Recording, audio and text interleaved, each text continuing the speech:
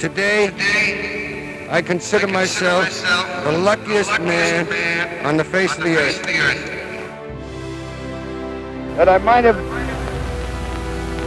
been given a bad break, but I've got an awful lot to live for.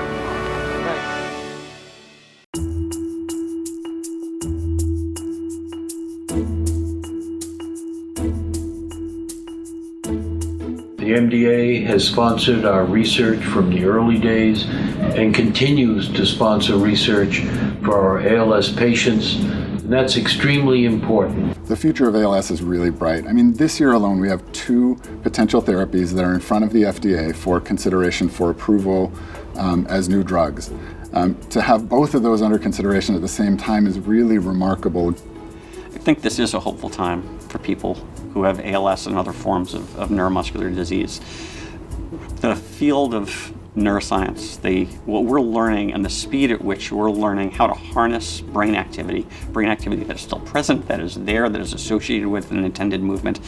The number of patients participating in research, the number of drug companies that are developing therapies for ALS research, the number of laboratories that have designed unique and new ways of looking for ALS therapeutics are all kind of bringing us to that threshold. And we're going to see tremendous leaps ahead over the next couple of years in ALS. This really marks, I think, a watershed moment where we're going to see more and more of these therapies because we also have a robust pipeline of clinical trials that are going on now. And that pipeline will lend itself to even more therapies in the future. Our advocacy team is dedicated to doing everything possible in support of the families we serve. In signing the Act for ALS, the biggest federal government support for ALS in history, MDA played a leading role in getting the Act for ALS legislation through Congress. I think it's phenomenal the way the patient community, the advocacy groups, and clinicians have all come together to bring greater awareness at Capitol Hill and at every level of government to the problem of ALS. And Act for ALS has obviously catalyzed a lot of attention and has brought a lot of additional funding into the field. I am honored to receive this recognition, not for myself, but for the people living with terrible diseases.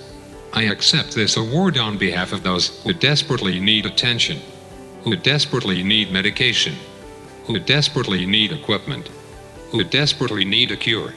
We need critical investments in ALS research to realize our collective hopes, and research in ALS will help with other neurodegenerative diseases like Alzheimer's and Parkinson's. If you see someone's got ALS, you just hug them if you can. Donate in their name. Donating provides hope.